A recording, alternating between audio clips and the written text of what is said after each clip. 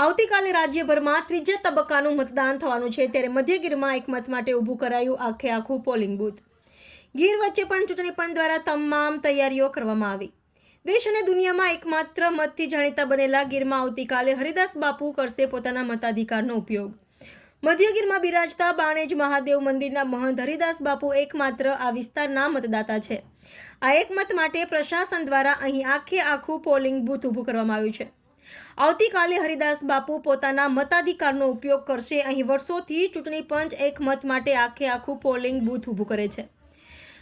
ચૂંટણી પંચ દ્વારા અનેક વર્ષોથી અહીંના મતદાતા માટે પોલિંગ બૂથ મધ્યગીરની વચ્ચોવચ્ચ ઊભું કર્યું છે. અહીંના પૂર્વ મહંત ભરતદાસ બાપુ એકમાત્ર મતદાતા હતા, જેનું અવસાન થતાં હવે તેના શિષ્ય હરિદાસ બાપુ અહીં વસવાટ કરે છે અને તે હવેથી અહીંના એકમાત્ર મતદાતા તરીકે ઓળખાય છે.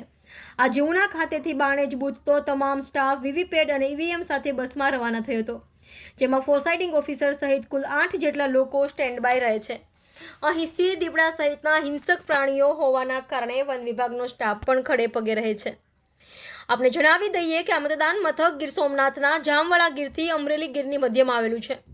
જામવાળાથી આશરે 25 કિલોમીટર ગાઢ મધ્ય ગીરમાં આ મતદાન મથક એક મત માટે ઊભું કરવામાં આવ્યું છે.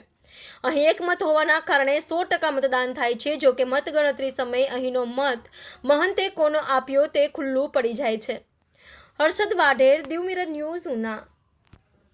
मेरा नाम हरिदास उदासीन संप्रदाय से हूँ और ये जो जगह है बाणेज तालुका गिरगढ़रा जिला गुर सोमनाथ में पड़ती है। यहाँ एक बूथ है जिसका मैं एक वोटर छूँ और काले मतदान है और मैं मतदान करवानो छूँ। बापू खास करके बात की जाए तो यहाँ पर आपका एक ही वोट है, उससे 100% वोटिंग हो जाती है, क्या कहोगे आप इस बारे में? यहाँ एक मत पड़ता है तो 100% वोट होती है, ये सत्य है। वो तंत्र प्रशासन की ओर से कैसी कामगिरी, कैसी तैयारी है? प्रशासन का खूब खूब धन्यवाद कि वो एक वोट के लिए इतनी अहमियत रखता है और से सभी ऑफिसर ने सभी लोग यहाँ आते रहते हैं और अवर 6 महीने साल भर में प्रशासन इसका वो मुआवजा लेती रहती है कि एक वोट वाले बापू कहाँ हैं, नहीं ऐसा सब वो जानती रहती है, आते रहते हैं वो। बापू खास करके बात की जाए तो ये वोटिंग के बारे में आप लोगों को क्या संदेशा देना चाहोगे? लोगों को तो यही बस सभी भाइयों बहनों को सभी को यही संदेश देना चाहता हूँ कि जो 50% 60% मतदान हो रहा है, आप सभी जाइए। सभी वृद्धों को, सभी भाइयों को, सभी बहनों को, सभी को कह रहा हूँ कि भगवान का मंदिर बाणेज का पुजारी हो कि आप सब जाइए और अपना मत अधिकार का उपयोग कीजिए। मत अधिकार का उपयोग करेंगे तो लोकतंत्र मजबूत होगा। सभी जाके अपना मत उपयोग का उपयोग करें। ओके साहेब, आपનો પરિચય?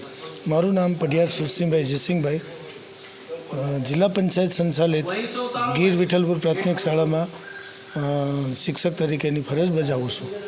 અત્યારે હું બાણેજ ખાતેની ઇલેક્શન 2024ની ચૂંટણીની કામગીરીમાં પ્રિસાઇડિંગ ઓફિસર તરીકેની ફરજ ઉપર મને નિમણૂક કરવામાં આવી છે.